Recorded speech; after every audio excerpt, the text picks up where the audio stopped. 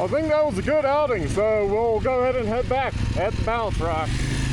I don't have all day today, so yeah, I got comfortable on this fairly quick.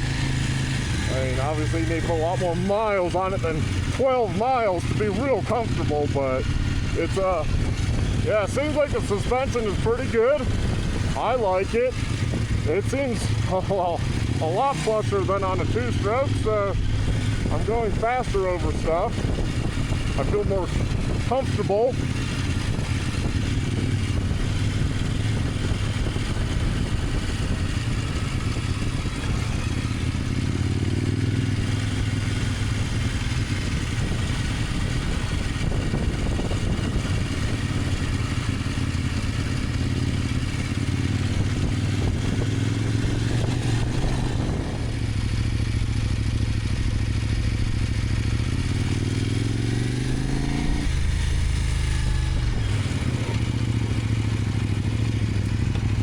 I guess he didn't want.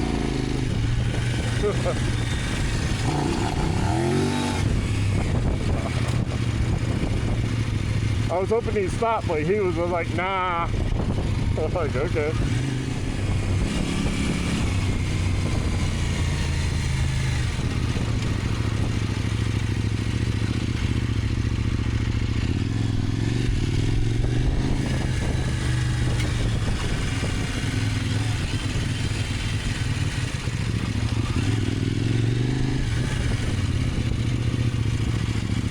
See, that's what's funny about adventure riders.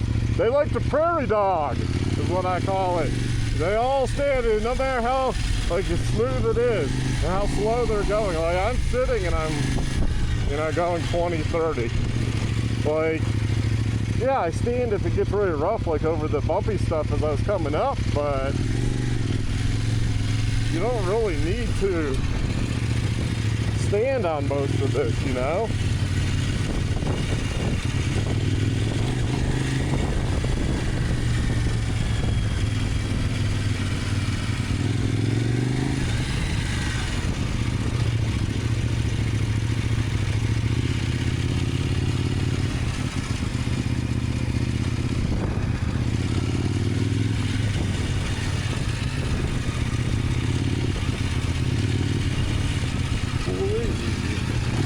See, that seemed like it was going to be a little bumpy, so I just stood. But, yeah, you don't have to stand on the whole road. Learn when to stand and when to sit. Like, this is sitting area. It's nice and smooth, you know? Why tire yourself out standing all the time? That's one part about dual sport adventure riders I never understood. It's fun when you lead a group. Well, better yet, it's fun being the sweep in a big group of a dual sport adventure ride because they all, as soon as it goes from tarmac to dirt, they all stand up as if and magically change, and all you're doing is going from pavement to a dirt road. Now someone will be like, well, stretching your legs. Well, why weren't they stretching their legs on pavement? It's always as soon as it hits dirt. Now granted, I stand up, stretch my legs too, but I mean, not every single person is stretching their legs at the exact same time.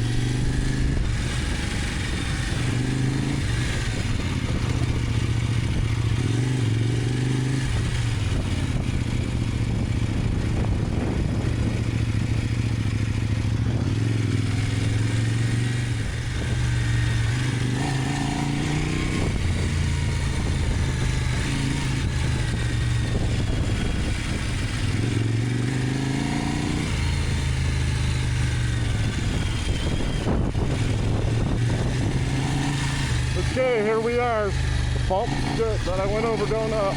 Yeah, see, I stand in this area because it makes sense.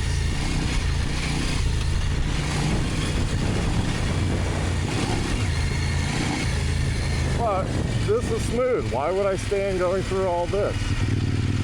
All this, there's nothing here. And it's a little chattery. So you might kind of want to stand, so I transition to standing. And Yeah, I can stand going around the corner. People overdo standing.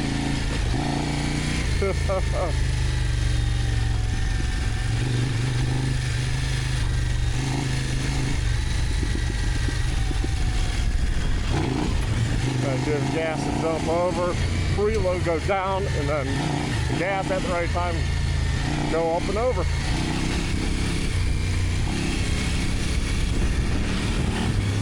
So yeah, I'm still standing.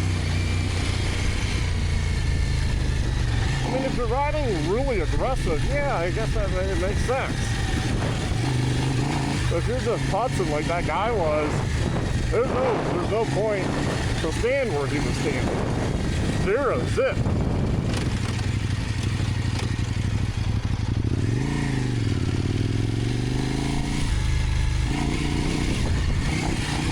Listen back to standing.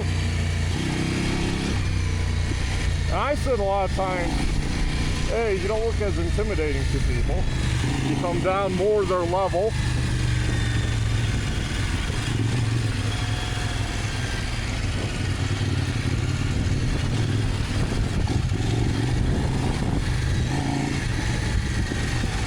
And I'll typically use it as like, hey, I'm gonna slow down. I'm not gonna go as fast.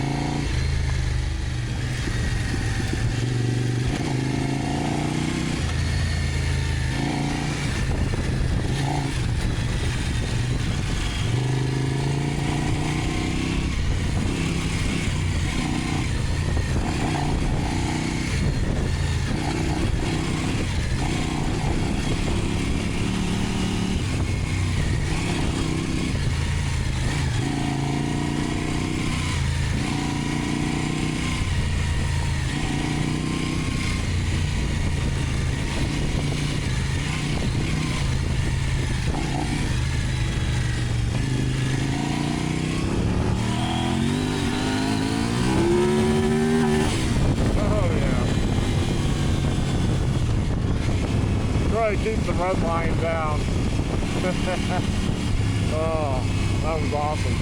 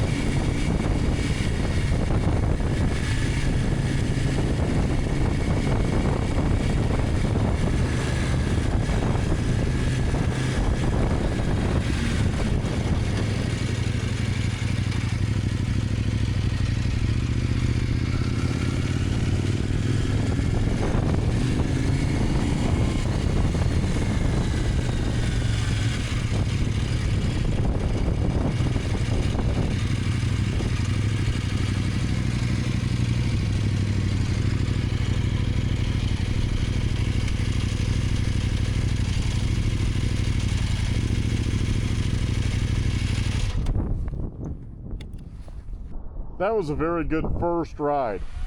That was a lot of fun. Fan just kicked on.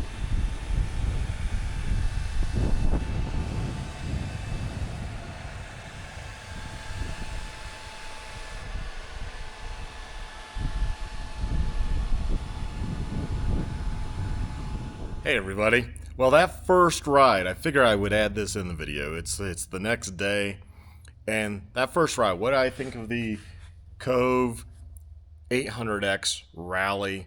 I love it. It seems pretty smooth over the bumps. That's my personal opinion. Everyone's going to have their own on suspension. You know, suspension is like assholes. Everyone has a different opinion about it. I think it was pretty smooth. I'm coming back from dirt bikes, you know? So going from kind of a dirt bike dual sport to dirt bikes, now many, many years later, going back to bigger bikes, specifically more on the adventure end of things. And I'm loving it. It seems smooth to me, seems very powerful. I think it handles great. I think the stock tires did wonderfully. I don't think there's an issue with those. People always get wrapped around tires and this and that, and I kind of proved that in very old videos that you can toss on some 244 Shinkos or whatever and go out there and hit single track and hit other hard trails. And although the proper tire will help you for your type of riding, it isn't the be-all, end-all. It's rider skill. So for a big bike, dirt roads thus far, these tires seem to work great. I didn't even check the PSI. This is what they were when they came out of the crate. So I don't know. They could have 40 PSI for all I know.